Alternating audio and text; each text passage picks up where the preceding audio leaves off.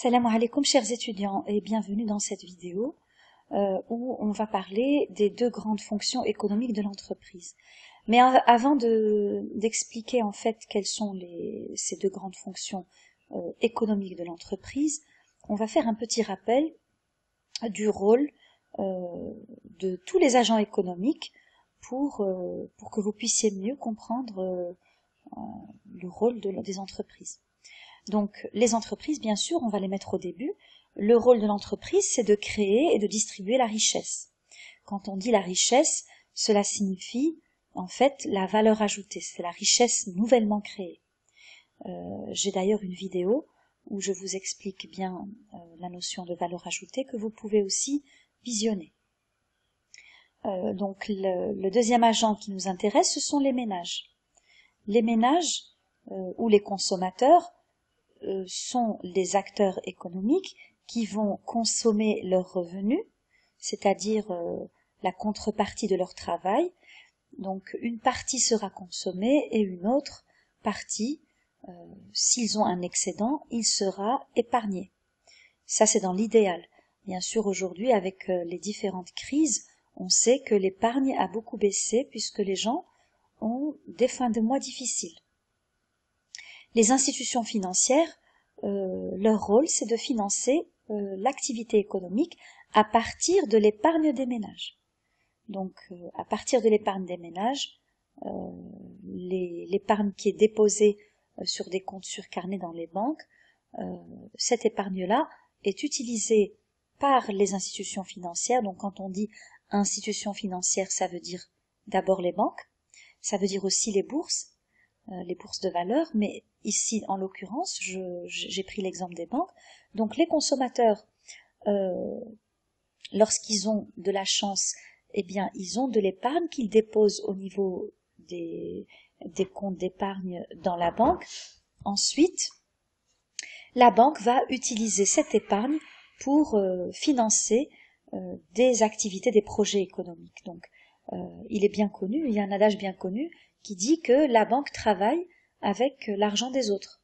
La banque prête l'argent des autres. Eh bien, c'est en partie vrai, puisque c'est grâce à l'épargne des consommateurs que la banque va pouvoir financer les différents projets des entreprises. Quand on dit donc les entreprises, quand elles ont des projets, c'est pas toujours, le capital dont elles doivent disposer pour mettre en œuvre leur projet n'est pas toujours disponible. Donc ils n'ont pas toujours des liquidités ou un capital disponible. Donc ils doivent très souvent avoir recours à des crédits, donc des emprunts auprès des établissements bancaires. Et donc ils vont faire ces crédits. Donc c'est à partir de l'épargne des consommateurs que les institutions financières, que les banques vont pouvoir financer l'activité économique à travers les différents projets de développement des entreprises. Les institutions financières désignent aussi les bourses des valeurs. Vous savez, la bourse, c'est le marché financier, c'est-à-dire c'est le marché où vont s'échanger les actions et les obligations.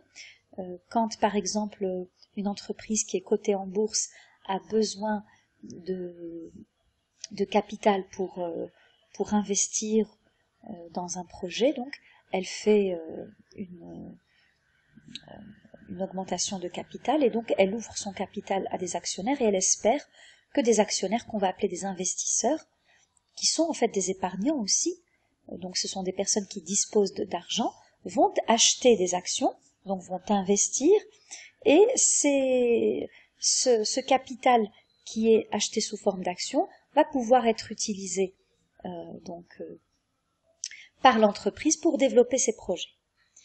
Alors, donc le quatrième acteur, c'est l'État et les administrations publiques.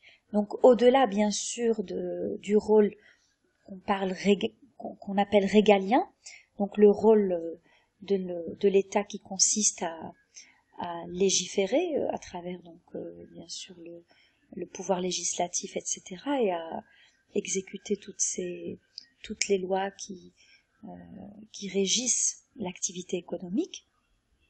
L'État et les administrations publiques doivent aussi redistribuer les richesses, c'est-à-dire les richesses qui ont été créées par les entreprises, à travers les impôts bien sûr. Donc l'État va prélever des impôts et des taxes, et ces impôts et taxes vont être redistribués par bien sûr des projets d'intérêt public, des routes, des hôpitaux, des écoles, mais aussi des allocations, en fait tout l'argent qui est investi par l'État à travers, par le biais de ses recettes fiscales.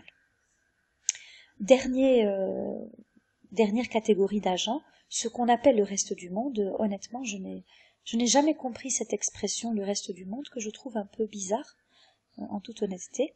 Mais en fait, le reste du monde, c'est tout le reste. C'est tout, une fois qu'on a retranché les entreprises, les consommateurs, les banques et l'État, eh bien, tout ce qui reste, on appellera ça le reste du monde. En fait, ça désigne essentiellement les agents extérieurs, c'est-à-dire en fait toutes les entreprises situées au-delà du territoire national, avec qui l'État, les entreprises et tous les autres agents vont avoir des échanges. Donc ça peut être des entreprises, ça peut être aussi des organismes.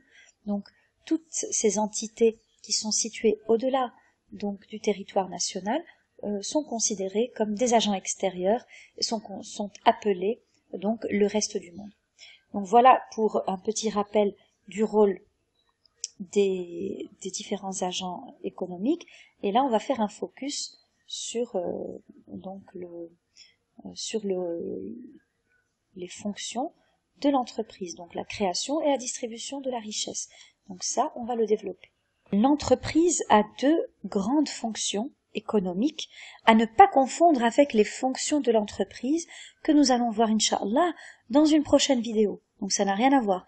Lorsqu'on parle de fonctions de l'entreprise, tout court, on désigne en fait les fonctions verticales, ce que Henri Fayol appelait donc voilà, les fonctions verticales. Ce sont des fonctions opérationnelles, comme par exemple la fonction financière, la fonction marketing, la fonction pas administrative, la fonction technique ou production. Donc là, lorsqu'on parle de fonction économique de l'entreprise, c'est strictement ça n'a strictement rien à voir avec les fonctions verticales de l'entreprise. Là, c'est vraiment le rôle de l'entreprise, sa contribution dans l'économie. Donc la première fonction qui incombe à l'entreprise, c'est la production des biens et services. La production, c'est quelque chose qu'on connaît bien, donc c'est tout le travail, toute activité économique qui consiste à créer ces biens et services. Donc c'est en général le résultat d'un travail. C'est le résultat d'un travail, mais pas de n'importe quel travail. C'est-à-dire, par exemple, le travail domestique, ou même si, par exemple, vous avez un jardin et que vous cultivez des tomates, vous avez une production. Si ces tomates sont destinées à votre consommation personnelle, eh bien, cette production de tomates n'est pas considérée comme production au sens économique. Donc, quand on dit production des biens et services, il faut préciser qu'il s'agit d'une production, d'abord, qui est le résultat d'un travail rémunéré, et non pas d'un travail bénévole ou d'un travail domestique. Et puis, deuxièmement, il faut que le résultat de cette production, c'est-à-dire ces biens et services qui sont créés, soient échangés dans un marché. Donc c'est vraiment les deux conditions qui nous permettent de dire qu'il y a production de biens et services dans le sens économique. Et c'est en fait le rôle de l'entreprise. Bien évidemment, l'entreprise, quand elle produit des biens et services, ce n'est pas du tout pour faire de la charité. C'est bien pour les vendre dans un marché, et puis les facteurs de production, et notamment le travail qui a servi à produire, doit être rémunéré. Donc ça, c'est la première grande fonction économique de l'entreprise. Et quand on dit création de la richesse et de valeur, eh bien, ça renvoie à la notion de valeur ajoutée. C'est-à-dire qu'en fait, quand on dit qu'il y a production de biens et services, il faut bien qu'il y ait une valeur nouvellement créée. C'est ça qui constitue vraiment la création de la richesse. Si vous vous contentez d'acheter et de revendre au même endroit la même marchandise, on ne peut pas vraiment considérer qu'il y a de la valeur ajoutée. Donc la valeur ajoutée, elle s'applique aussi bien pour les entreprises industrielles que pour les entreprises commerciales.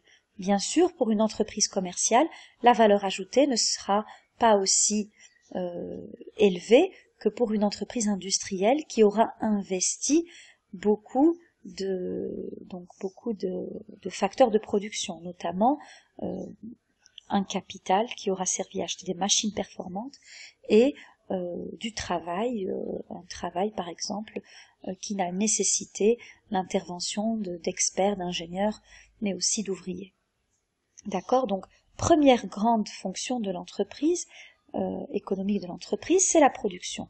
La deuxième fonction de l'entreprise, c'est la répartition du revenu.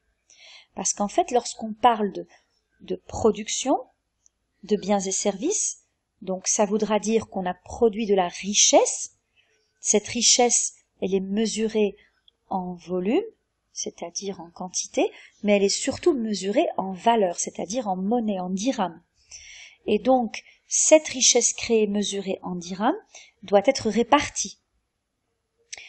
Donc la répartition de la richesse, c'est la deuxième grande fonction économique de l'entreprise. C'est quand on dit richesse, valeur, revenu, on désigne en fait plus ou moins la même chose.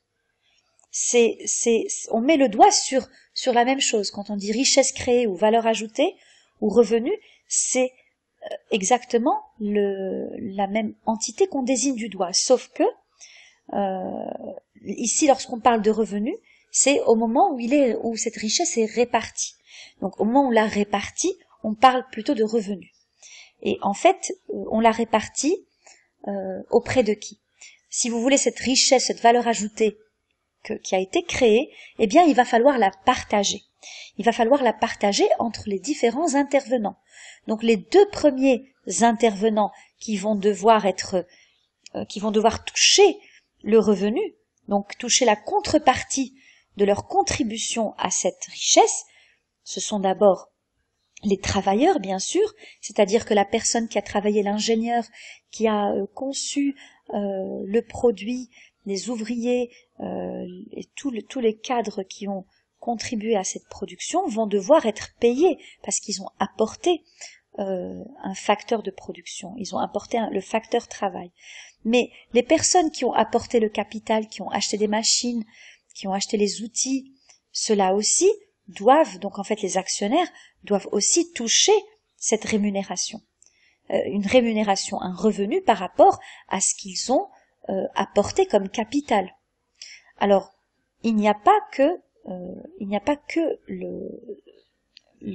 si vous voulez, le revenu, ce n'est rien d'autre que la rémunération des facteurs de production. Mais il n'y a pas que ces deux facteurs de production.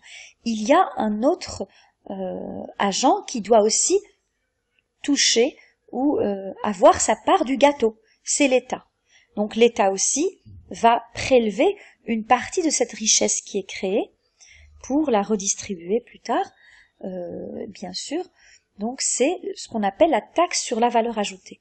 Donc la taxe sur la valeur ajoutée, c'est bien une partie de cette richesse créée qui est prélevée par l'État. Donc c'est la part du gâteau qui va vers l'État. Donc voilà, j'espère que c'était court et que c'était assez clair, mais bien sûr vous pouvez toujours poser vos questions en commentaire ou lorsqu'on va se rencontrer, Inch'Allah, en cours la semaine prochaine.